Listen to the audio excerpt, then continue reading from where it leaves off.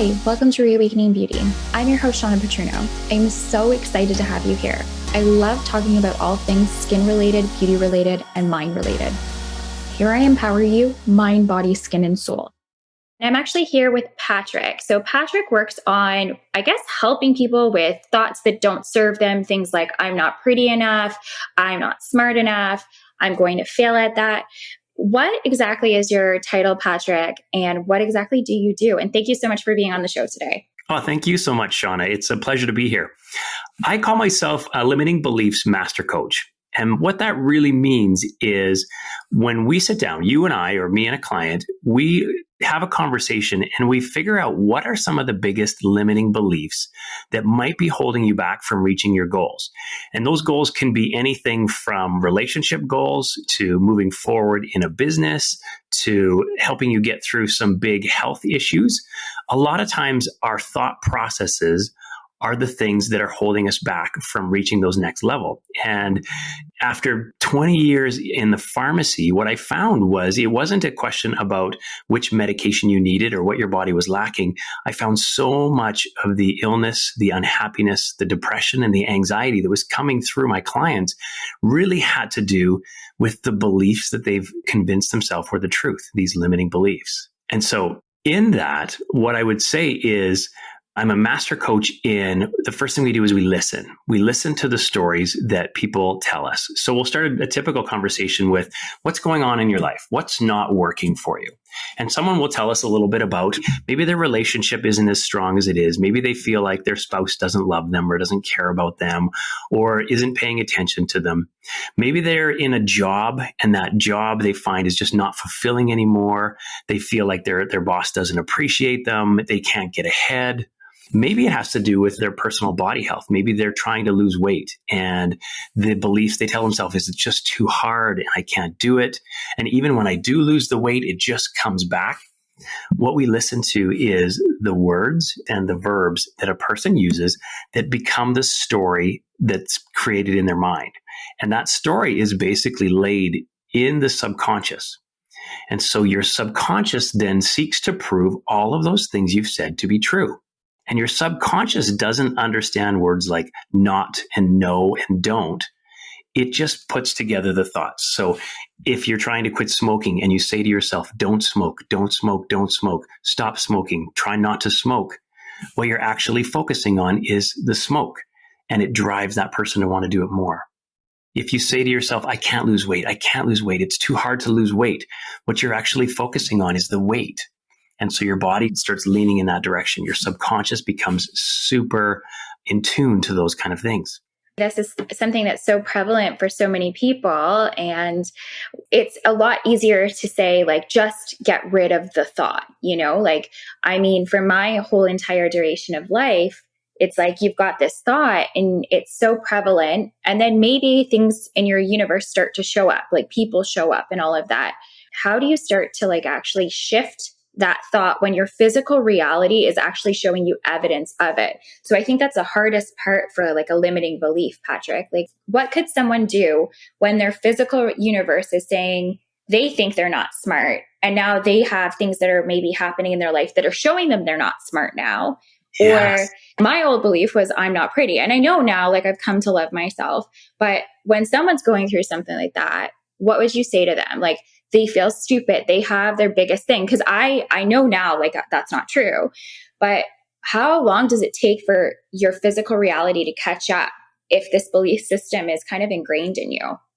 Yeah, well, that's such an interesting way to look at it, Sean. And this is exactly what we end up doing. So you said three different things in there that are what we would consider limiting beliefs. And the statements, I'm not pretty, yeah. I'm not smart, I'm not enough. Those are the type of things that, like you said, people will fight to prove their greatest weakness true.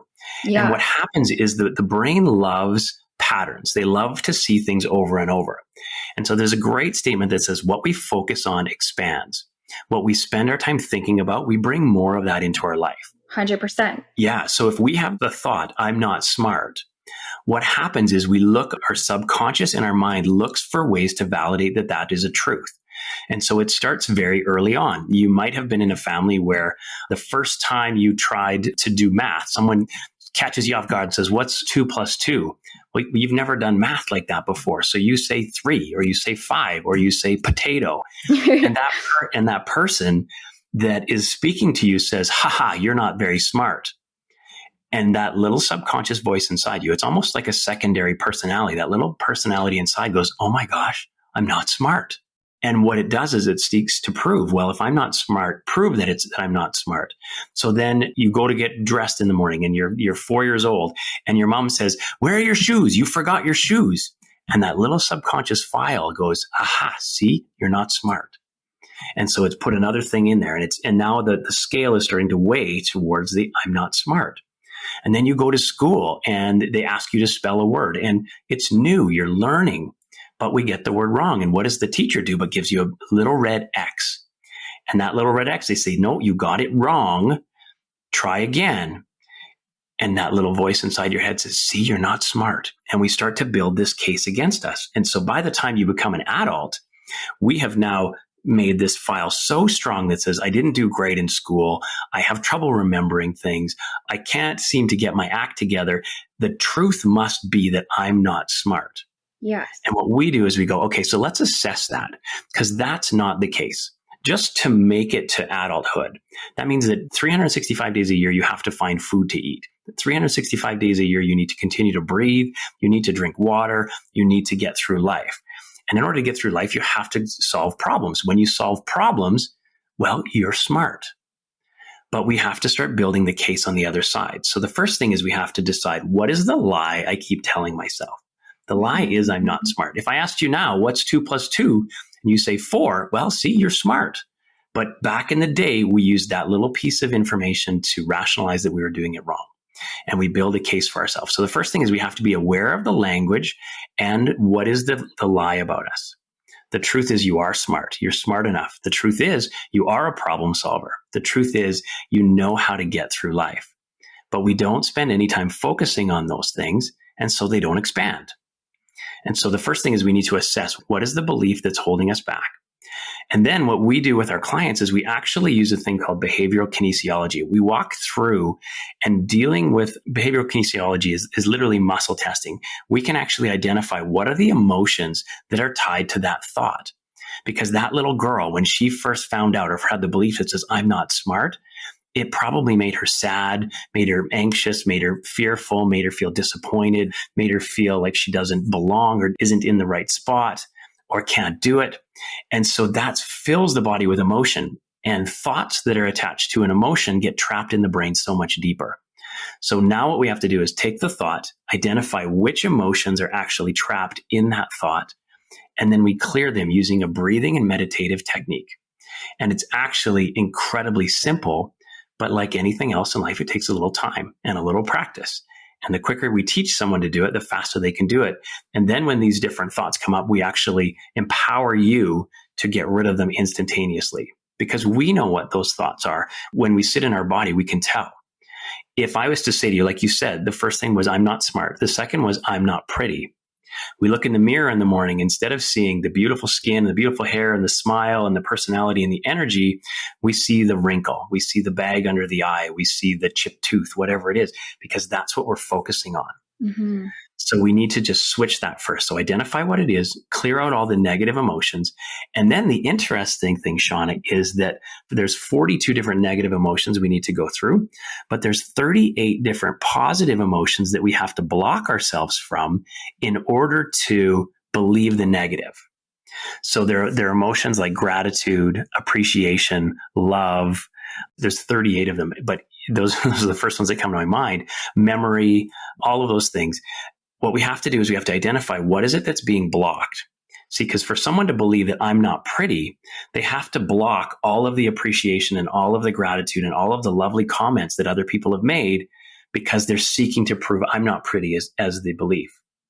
But when we clear out all of those blocks, we open ourselves up to hearing the truth, hearing those things, accepting the gratitude, accepting the appreciation, accepting the love, accepting the memories of all the times that we know we were pretty.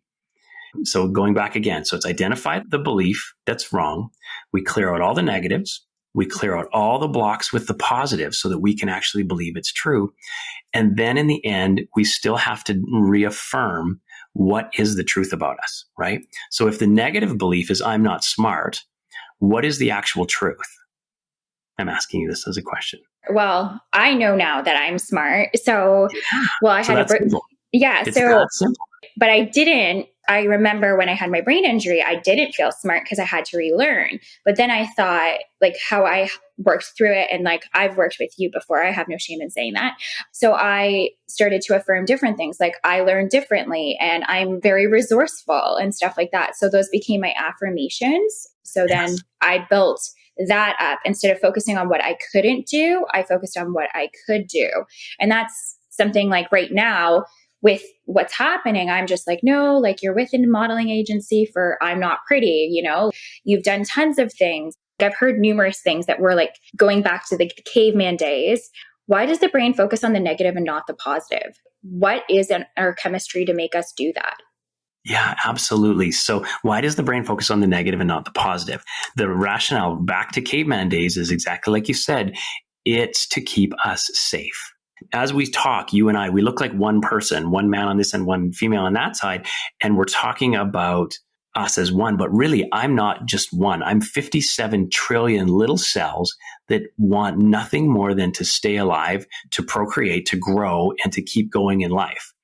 And the belief of each individual cell is, what do I have to do to stay safe in order to continue to live and continue to move forward? Well, the development of the human brain has given us the ability to have conscious thought, but it also has the ability to remember things from the past. And so if you can imagine, your subconscious filing cabinet, that little place in the back of your head, is saving everything that's ever happened to you. And it's remembering every emotion and every situation that's ever occurred. Our logical frontal brain might not remember what color our pants were 2 days ago or what we had for breakfast on Sunday, but our subconscious is going, did I have a safe day? Did I get through the day without harm? Did I get through the day without feeling criticized or afraid? Was I able to function? And it's constantly looking for ways to keep us safe. But the way that it keeps us safe is to have us constantly looking and being aware of the dangers around us. Yes. And so it's filling us with this instinct to say, are you safe in this moment? Are you safe in this conversation? Are you safe in this food? Are you safe in this sun? Are you safe in the dark? And it's asking you that question constantly. And as it's asking the questions, it's feeding you memories. So if you grow up in a house where it was not very safe, we develop a bank full of memories that say it's not safe to be in the dark. Yelling is not safe. People that get too close are violent. Any of that kind of stuff. I'm not doing a good enough job. I got in trouble for not getting a good mark, and therefore I don't want to ever get a bad mark again. And therefore I need to be better. I'm not good enough. I need to be better. And so your mind is constantly looking at the negative as a goal to move you forward. But the trouble is that sometimes that fear gets so strong that we actually stop trying in life. We start shutting down. We start living only within our comfort zone, and our comfort zone gets smaller and smaller. That little voice says, it might not be safe to go outside. And so then you don't go outside as much. It might not be safe to put myself on the internet because somebody out there might make me feel bad. Oh, and I remember that person that made me feel bad. I remember how sad it made me, and that made me feel horrible. And then it made my heart race. And so your subconscious goes, yeah, that didn't feel good. Maybe you shouldn't ever do that again. And so these get stronger and stronger. But the flip side is almost everything amazing that happens in life happens outside of that comfort zone. By pushing yourself outside of those fake walls that we've created for ourselves, that's where real life happens. That's where we find freedom. That's where we find bliss. That's where we find gratitude and joy and excitement and love. Living inside those fears really shuts us down. It actually decreases our life. And so you're absolutely right in this is assess what are the things that we're telling ourselves that we might believe are true but are not the truth. How do we get rid of the negative? How do we get rid of any blocks with the positive? And then how do we start living in those affirmations? I love what you said. I learn differently. I can be resourceful. I find answers to problems. Good things happen to me. From today on, I'm only focusing on love and excitement. I'm willing and I'm free to let go of the past so I can live in joy and love. Those just come to you so naturally. So how do you do that, Patrick? Yeah. So interestingly enough, it comes naturally to me because of practice, right? Okay. If you watch Tiger Woods swing a golf club, you look at it and go, geez, that just seems so natural to that guy. He's been doing it a long time. Yeah. When you watch someone shoot a basketball, they're like, wow, they just have this natural thing. They've shot thousands of basketballs. In this practice for the last 20 years, standing in the pharmacy, not only was I filling prescriptions, but I was building people up and I was helping them see the light that I see inside them. And so when someone says to me, I'm not pretty, the first question is, okay, that's the story you're telling yourself. Tell me about when you did feel pretty. Tell me about what makes you happy. Tell me about what pretty means to you. And then what are you striving for? Because the I'm not pretty ties in with the 6 biggest limiting beliefs that almost every human has. And I'd love to share those with you if you have one. Yes. I would love for you to share anything you want to share because you're brilliant. Sure. And so I'll come back to that thing is how does it get easier and easier? And it's repetition is the thing. So, but those 6 biggest limiting beliefs, the first one is not being enough. Either I'm not enough or I'm not good enough. And so usually when I'm talking to a larger audience, I'll ask the question, tell me a time before you were 10 years old where you felt like you were not enough or you were not good enough, or a time when someone made you feel like you're not good enough. So it might be a person that instilled that in you, or it might be you looking in the mirror saying, I'm not. But either way, it creates a negative emotion, a sad emotion, a frustrated emotion, a angry emotion. And we tie that to a memory. And it sticks. And so I've yet to find someone that says, no, Patrick, ever since I was born, I've known I'm good enough. That doesn't happen because there's always something, right? That piece that you said, we're always looking for that negative. So that I'm not enough or I'm not good enough is the first one. The second one is if I don't feel like I'm enough or I'm not good enough, then that love in my life might be conditional. They don't love me. Nobody loves me. I'm not lovable. There's no love for me. Who's going to love me? Somebody might say, I don't love you anymore, or you're not worthy of love.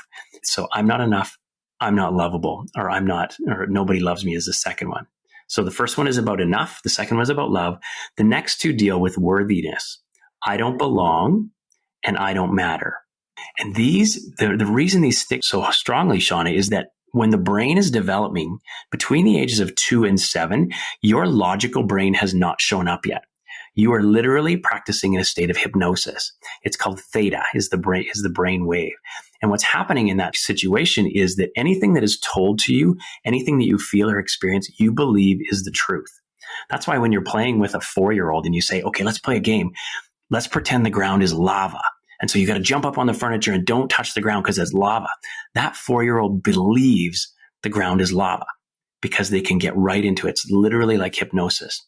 But if you tell that 4-year-old, you're not good enough, nobody loves you, nobody cares about you, you're not going to amount to anything, that child takes that into their heart and they'll seek to prove it true for the rest of their lives. So sad.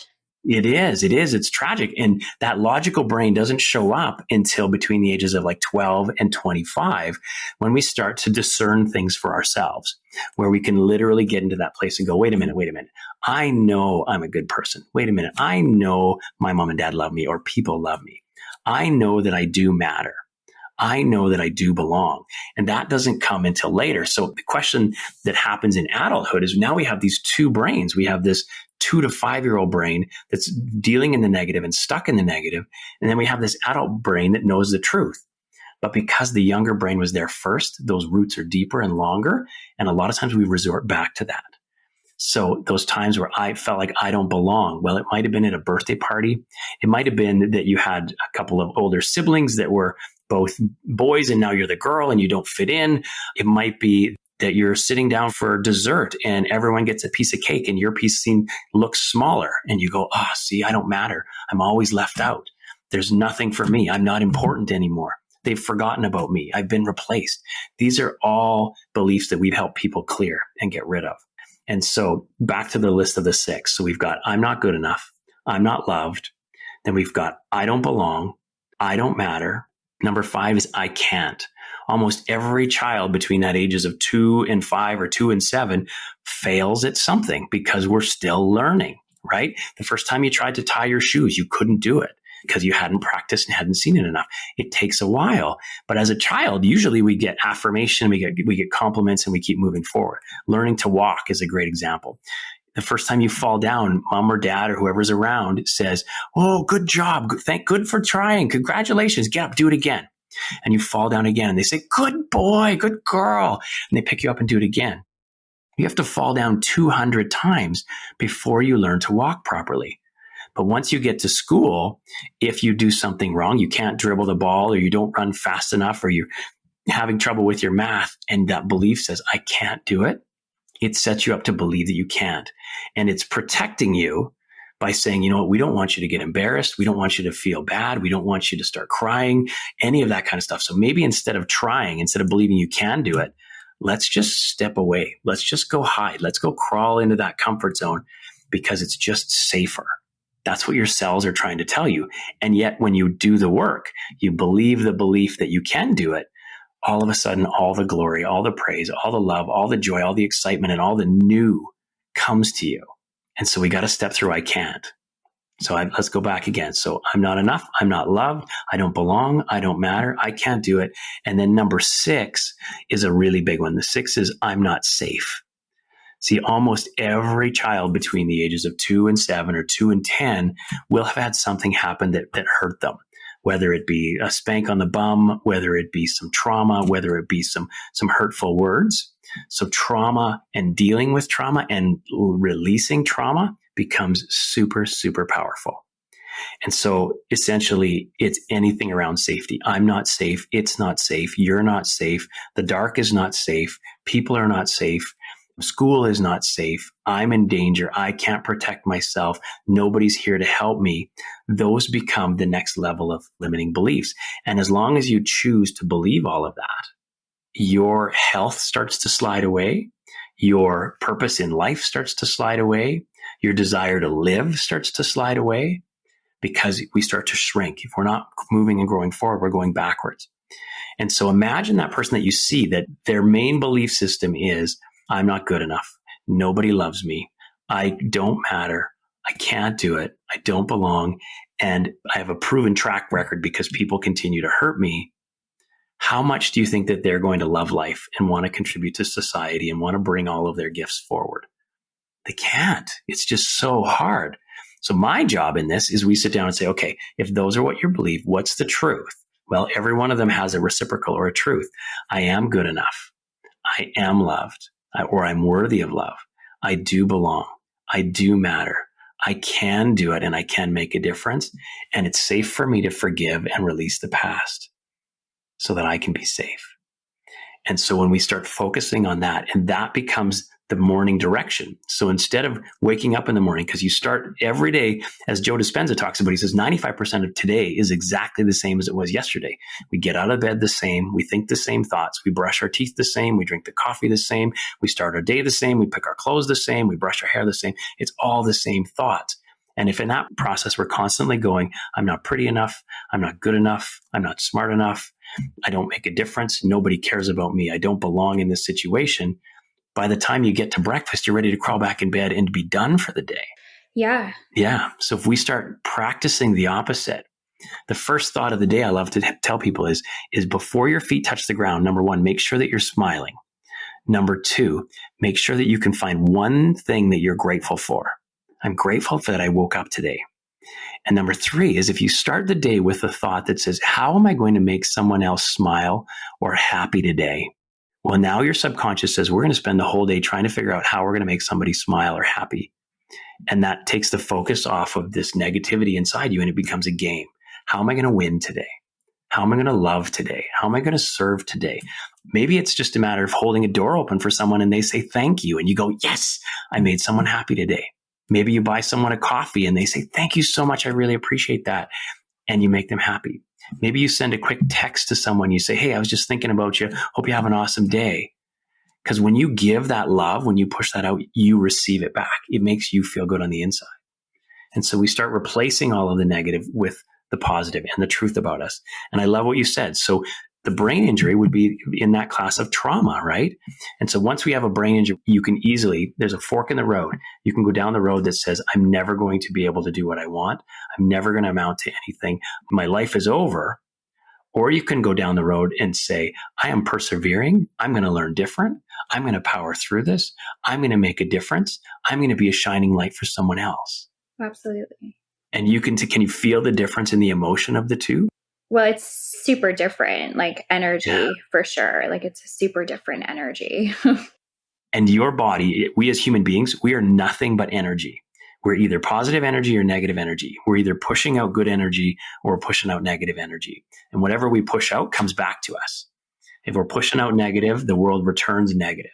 But I have a question on that. I know Sure. we have some other questions lined up, so I don't want to off track them. So if someone is doing really horrible things, but they're successful, those two things don't correlate. Like, is it because they have a belief in themselves that they're amazing, that they're able to attract that in, even if they're a rotten person on the inside, perceivably? Because there's no offense, like to some people, they're highly successful people, but they're very mean people. So Yeah. like, that's where I don't understand. And I've seen very kind people like give the shirt off their back and they're always giving, but they're not receiving. Why is that? And here's the really interesting thing about that is that we don't get to live other people's lives for them. The only person we can really be in control of is ourselves. And so when we look out into the world, we can see people that are really successful, that are doing hurtful and mean things. Mm-hmm. And we can look at them and say, I don't care how successful you are. I don't want to be you, because that just doesn't sit right with me, because that's not where my values and my belief and my energy is. And we can look at those people that are giving of their heart that may not have much in the way of worldly possessions. But the question you really got to ask is, are you happy? Is your life being fulfilled? And if that person says, you know what, my best day is when I give with my heart. And it's not about speedboats and fancy mansions and all of that stuff. It's making other people happy. And so when we come down to it, the real saying is, you got to do you. What is it that makes you happy? What is it that drives you forward? Because here's a really interesting thing. When we look at the vibration of energy, one of the lowest vibrations, one of the most negative vibrations in the body is lust or comparison. Okay. And so when we're looking at that person that's successful, that's mean and doing horrible things, we're literally comparing ourselves to them. And on the one side, we're going, I don't have what you have. So that drops my own energy. And then we look at the mean side and we go, I don't even like the person you are. And that drops me to anger and frustration. And so all of a sudden, instead of being in my energy, I'm in their energy in a place of frustration and anger and loneliness. And I'm giving away all of my power. I'm literally pushing my own power away. But if I stop and I go, look, I can be happy. I hope you're living your best life. And I send you nothing but peace and love and happiness. But for me, I'm just going to focus on what makes me, what creates the happiness and joy and love in my life, because I'm the only person I can control and I have any power over. But I know for myself, speaking personally, when I serve, I feel good. When I do good, I feel good. When I feel good, more good comes to me. When I push out good, good returns. And that's, to me, becomes a piece of it. You don't get to live anyone else's life, just your own. And at the end of the day, when you crawl into bed and you do an assessment of your day, how would you feel if you got into bed and said, you know what, I am super successful, but I am a jerk? Well, that still doesn't land very well. But if you can get into bed and say, you know what, I'm giving of my heart and the world is bringing more good back to me. And we can sit in that. So the acronym that I love to give people is HERO, HERO. H stands for honesty. E stands for empathy. So get like seeing and feeling what someone else is going through. So being honest with them, being empathetic, looking at the world from their view, being respectful. So treating them with respect, and then being open. You know what? I'm just going to do me. You go do you. This is how I'm going to live my life. This is who I choose to be. And this is what allows me to go to bed and be proud of me at the end. And so in the pharmacy world, as a business owner and manager, I would tell that to my staff. I would say, whenever you come face to face with another human being, there's only two options. You're either going to be a hero in their life or you're going to be a villain in their life. And if you're a hero, all you got to do is be honest, empathetic, respectful, and open, and you can move mountains. There are people out there that have way more money, way more success, and way more followers than I do. But at the end of the day, I go to bed and I can take my right hand, put it over my left shoulder and say, good job. Thank you for serving the people you serve today. Thank you for being a decent human being. Thank you for giving with your heart. And that's really what it comes down to. And part of it too is, even as we get through these programs, a lot of times those programs came from parents and teachers and preachers and coaches and stuff. But at some point, when you reach adulthood, the only person you need to measure up to is yourself. And if you feel like you're not measuring up to yourself, well, then we need to reassess and say, what do I got to do so that I can go to bed and be proud of me? And that's where some of this comes in. So to be proud of me, I got to do the work. Yeah. I have to practice. And so part of that practice is waking up and saying, looking in the mirror and being able to say, hey, I love you. I'm proud of you. Thank you for doing good. You are smart enough. You are pretty enough. And you are doing your best work. Absolutely. And it starts changing that. And we just practice it. And the best part about being alive today is, if you're struggling to do it yourself, you hop on YouTube and you put in morning affirmations. And there's 100 people that want to give you the exact words that you need to say to set you up for success. And YouTube is amazing because it's very much like your subconscious. What you put out there, you get more of. So if you go to YouTube and you put, all I want to see is plane crashes and car wrecks and people failing, YouTube will bring you more of that. But if you go to YouTube and you put in, all I want is affirmations and words of love and thoughts of encouragement, you'll get more of that. And then you put it in your head, you listen to it. And then you start practicing it. And you come up with a few lines or a few sayings that stick with you.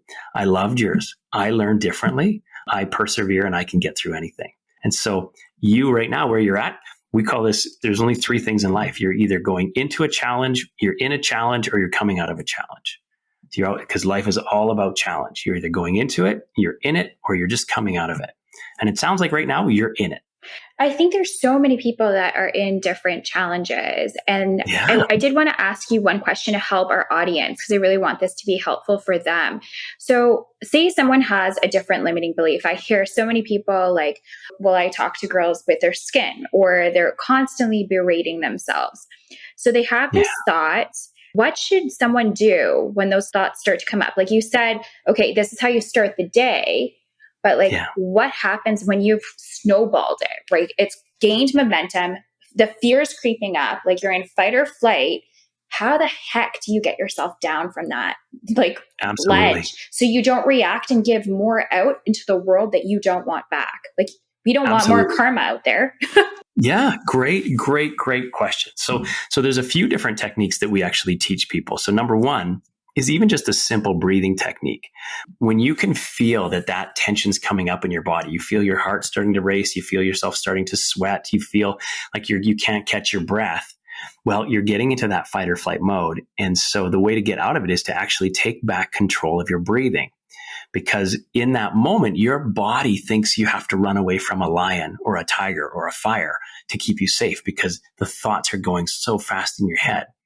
And so there's a process called the Silva method, which was you literally say, cancel, cancel, cancel.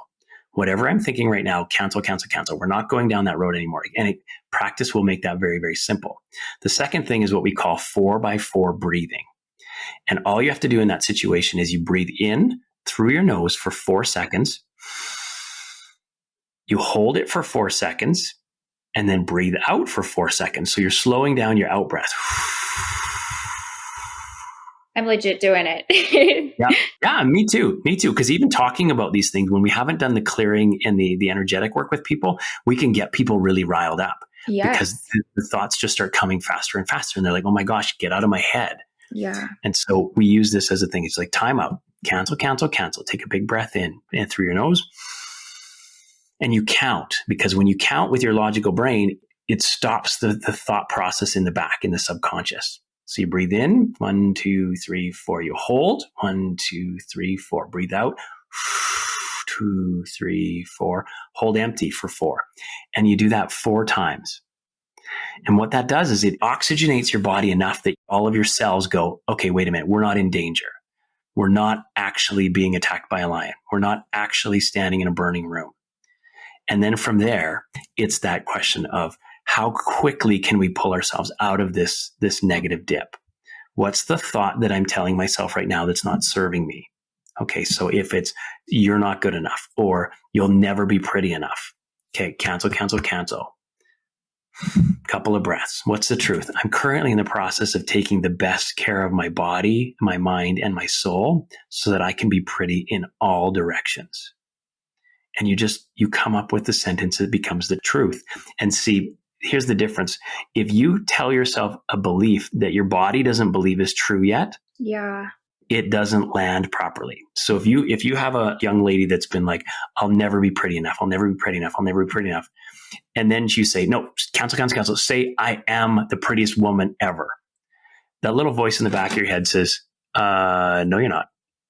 And so then it brings you back to a place of comparison and negativity, right? So that's not a great follow-up sentence.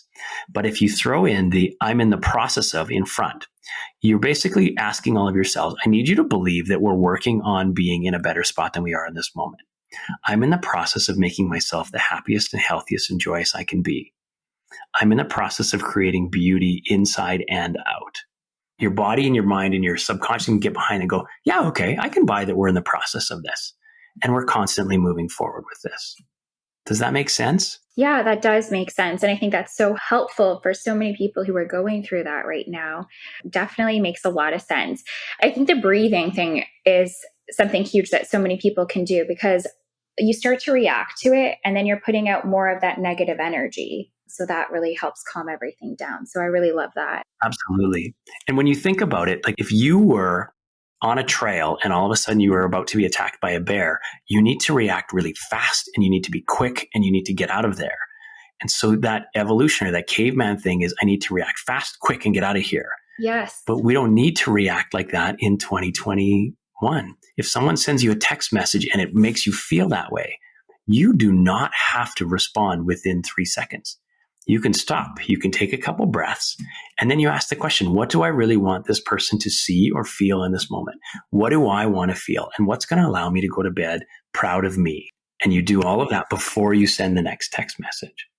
That's so powerful, because I feel like that's a huge thing for so many people right now, is that reaction. They get a message or something goes wrong and it's not taking that 5 minutes, that breather, that day, especially because so much business is online, right? Absolutely. And here's the other thing that a lot of people don't understand is that we as a society, we as an individual spend so much time worrying about what other people think about me, when in reality, they're all sitting in their own space worrying about what people think of them. They don't have time to worry about what people think of you because they're worrying about themselves. And so we create this belief system that the world is absolutely against us, or that the world is unfair to us, or that we'll never get what we want, or what will people think of me? And the other piece, I have my clients write this down. It's, your opinion of me is none of my business. My opinion of me is all of my business. And what that does, I'll say it again. Your opinion of me is none of my business. My opinion of me is all of my business, because at the end of the day, I don't wait for my clientele or my Facebook followers or anything to say, hey, Pat, you did a good job today. You can go to bed peacefully. I have to do that myself. I got to say, you know what? I'm proud of who I was today. Your opinion doesn't matter. I did the best I could today. And so I'm going to go to bed peacefully. Because when you give your power away, then you are left with only what they give you back. And so we see that quite a bit, is that it's so easy to get one or two haters that will shut somebody down, when yet they had 100,000 people that loved what they were doing and were inspired by them. So and it's a tragedy that we cater to the one or two, when we just literally at the end of the day, you can say, you know what, your opinion of me is none of my business. My opinion is I have some gifts and some stories and some things to share that I think other people can benefit from. And I'm going to do the best that I can because it allows me to be me. That's so powerful. Patrick, is there anything else that you would like to say before we wrap up? Anything, like any comments or questions you'd like to answer for our audience that would be like something you want to get off your heart? Sure. Well, I think the big message, if I was just to kind of tune into each individual, the main thing I want you to hear is that you're doing okay, that you are good enough, that you are loved, that you do matter. You are worthy of that love. You belong, and it is safe. It's safe for you to share your heart, safe for you to share your divine gifts with the planet. And if you're finding the people around you are not allowing you to live in that, sometimes it's time to start searching out those individuals that are going to lift you up instead of pull you down. And so I encourage every one of you, if you feel like this resonates, that you're struggling with some of these limiting beliefs, feel free. Shawna can help you reach out. I love, love, love helping people blow through these, because you can't get to adulthood without having at least a small bucket of limiting beliefs, because it came from a time before your logical brain was there. And now as an adult, we're dealing with this logical brain and this trapped 5-year-old inside of our head. And when we get scared, we get frightened, we get angry, we feel like a victim, we resort back to that 5-year-old and we make decisions that are not serving us. And so I like to joke. I said, I'm an emotional windshield wiper. Imagine you're in your car and you're trying to get to where you want to go on the planet, what your goals and your dreams and your hopes are. But the windshield is covered with splatters. I can't do it. I'm not good enough. I failed before. You can't even see. There's just so much gunk on the windshield. Well, our job is to help wipe that windshield clean, help you set the goal so you know exactly where you're going and how you get there. And as we take you on that journey, we'll come up with little bumps and blocks that are those old programs. And we step in and we say, okay, well, I just happen to remember about this time when my 5th grade teacher said this to me and it still hurts. I can still feel it in my body. So we sit down and we do the 4 steps. Identify the program, clear all the negatives, clear any blocks that are being blocked, any positive emotions that are being blocked, and then reaffirm what is the truth about us. And that becomes the new story. And it's so amazingly powerful. I love, love, love this work. And my goal is to help as many people clear out that baggage, clean that windshield off as best as possible. So thank you so much for the opportunity to be here with you. Always a pleasure to chat with you. And I'm super excited about you and your goals and the mission that you have to serve as many people as possible. Thank you so much, Patrick. I really appreciate it. And so in the show notes for anyone who's been listening, if you want to reach out to Patrick or kind of learn more about what he does, I'll leave that information there, as well as everything that we talked about. And thank you so much for listening. I really appreciate your time and your energy. And thank you so much, Patrick, for sharing your unlimited resources. We'll probably have you back to answer some more questions, but thank you so much. Awesome. That would be wonderful. Thank you so much for this opportunity. Have an amazing day. You guys all deserve it. Thank you so much for listening to the latest episode of Reawakening Beauty. Subscribe to the podcast, hear more inspirational stories and tips related to all things mind, beauty, skin, and soul. I also encourage you to check out the show notes for additional information about my guest, the topics discussed during the episode, and of course, more information about me, your host, Shawna Patruno. If you want to be a guest on the show or just want to reach out and say hi, you can reach me on Instagram, LinkedIn, or email. All these details can be found in my show notes. Thank you so much for listening and have an amazing day.